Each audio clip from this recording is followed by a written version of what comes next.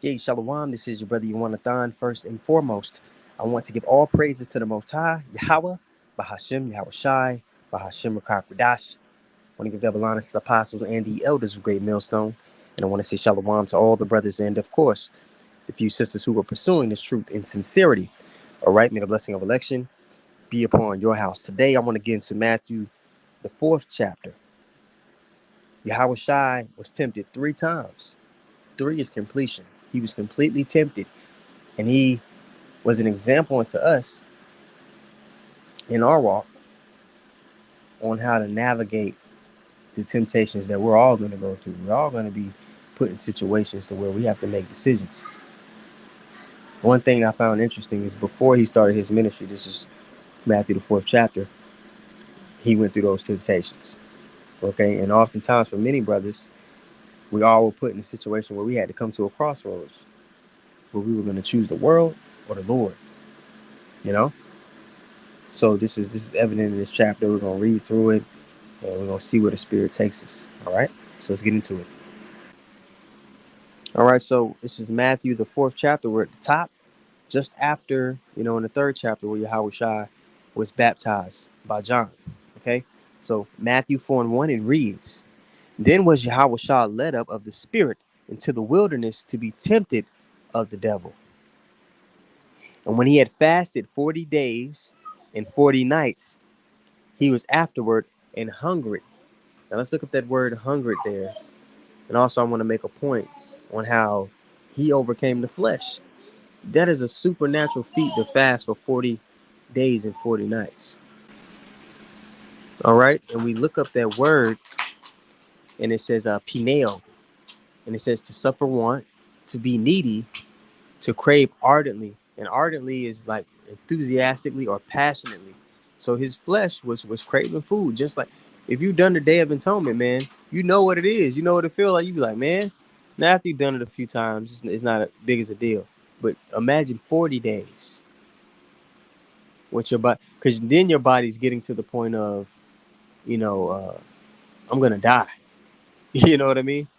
So for him to, even in this moment coming up here, still deny his flesh shows you the discipline and obedience that he possessed.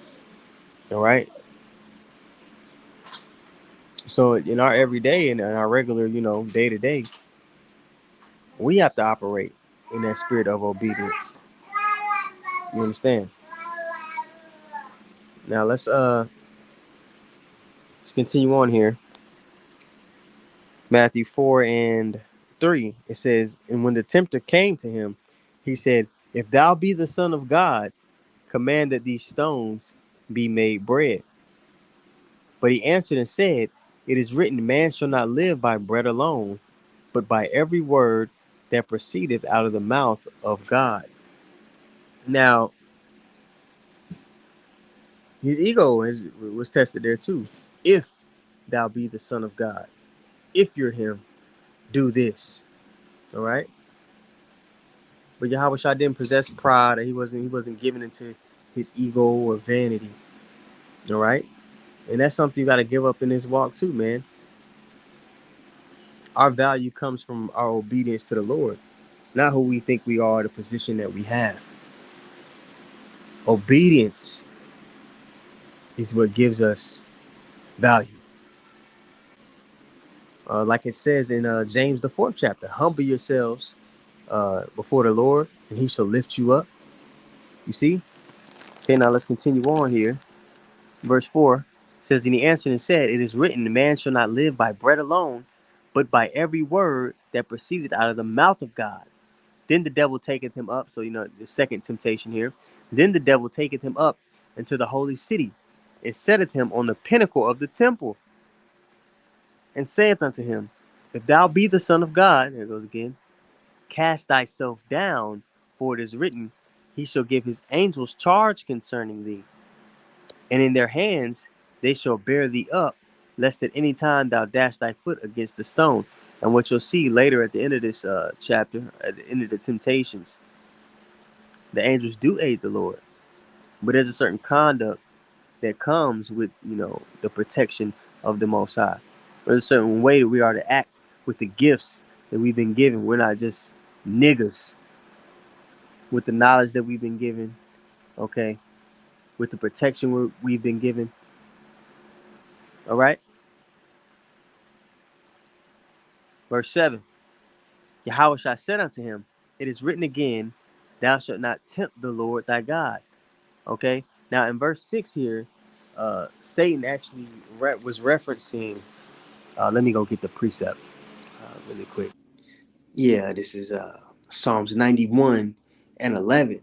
This is what Satan was referencing when he said he should give the angels charge over thee. This is Psalms 91:11. It says, for he shall give his angels charge over thee to keep thee in all thy ways. They shall bear thee up in their hands, lest thou dash thy foot against a stone. Thou shalt tread upon the lion and adder, the young lion and the dragon, thou shalt trample under feet. So he twisted scripture because, just because we have the protection angels are camped round about us, doesn't mean we're just supposed to be out here just doing anything and being reckless. We move in the will of Yahweh Hashem Yahushua.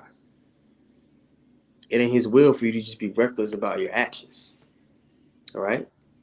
So then Yahushua responds here. Let's go back to it in Matthew 4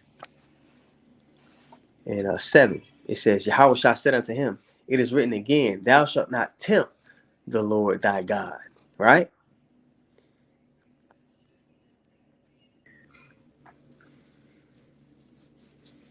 And if you're looking for that reference, what Yahushua was quoting, that's Deuteronomy 6:16.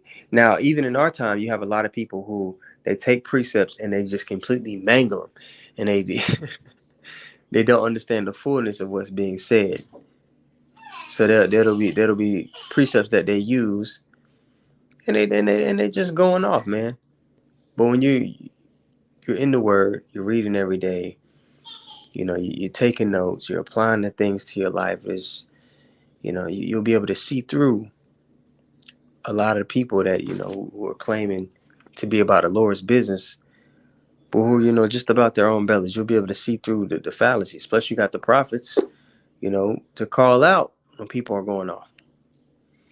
You understand?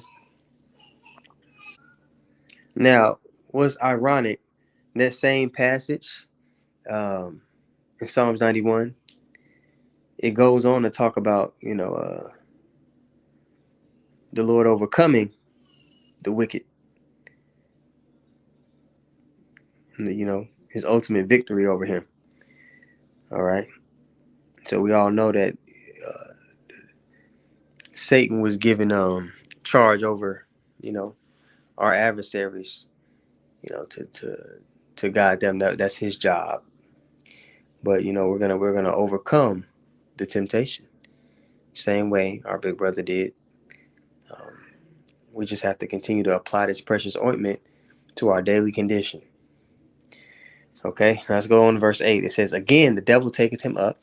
It's the third temptation here. It says, again, the devil taketh him up into an exceeding high mountain, and sheweth him all the kingdoms of the world, and the glory of them. And he said unto him, all these things will I give thee, if thou wilt fall down and worship me. Now, I always bring up this saying they have in the world. They say, if you want to control a man, you give him what he wants or you take it away. The thing is, what the elect want, right? Like it says in 2 Peter 2 and 3 and 9, I believe, right? We seek 3 and 9 on down. I think it's down there in verse 12. Let me just go to it real quick.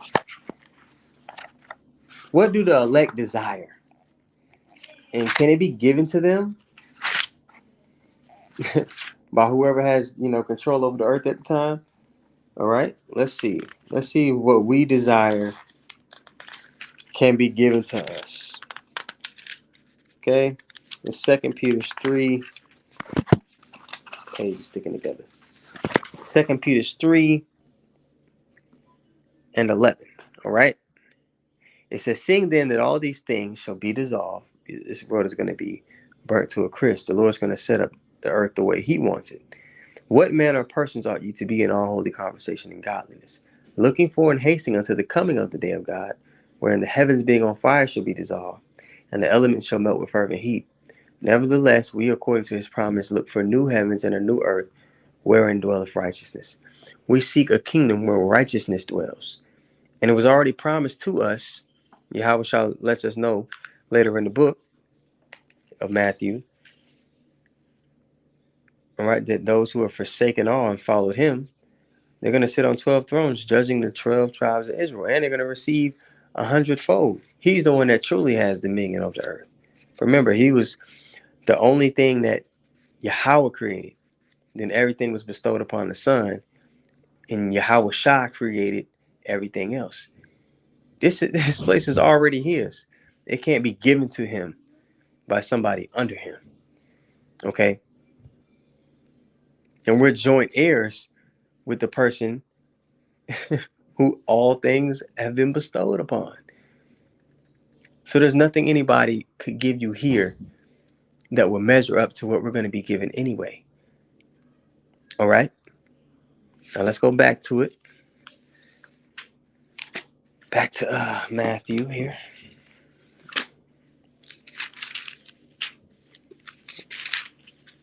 Matthew 4, and we were in verse 9, I believe.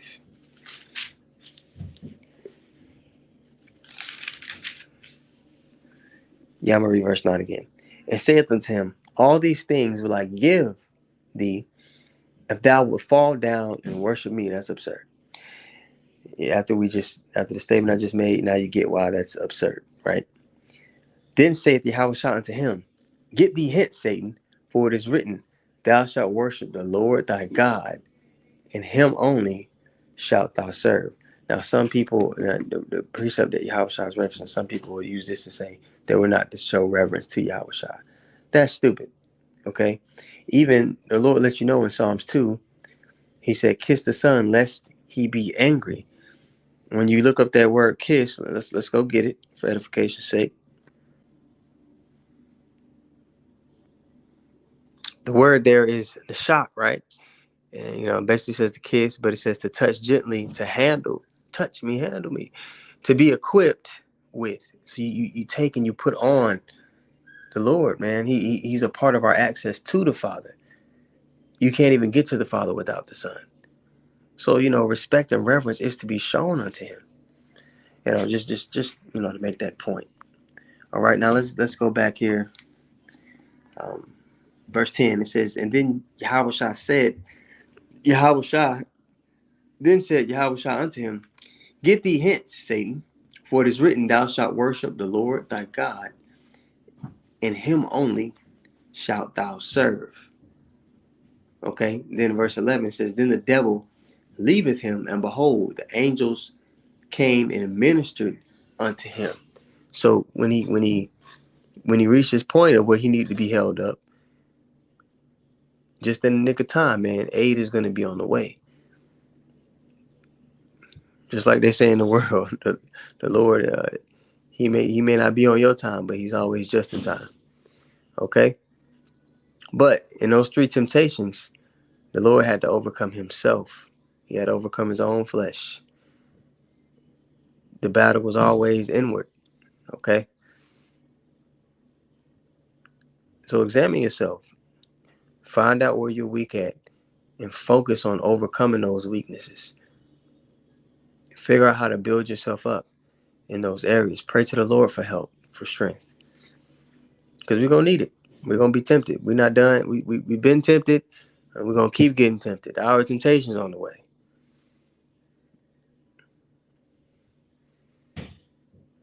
And no temptation is coming our way unless the Lord okayed it first. Everything that come your way, the Lord had to say, oh, we're gonna put this on his path. See how he deal with that. So are we just talking about it? Or are we being about it, man? Let's be about it. With that being said, I want to give all praises once more to Yahweh, Bahashem, Yahweh Shai, Bahashem, Rakak Kodash. I want to give double honors to the apostles and the elders of Great Millstone. I want to say shalom to all the brothers. And of course, the few sisters who are pursuing this truth in sincerity. All right. May the blessing of election be upon your house.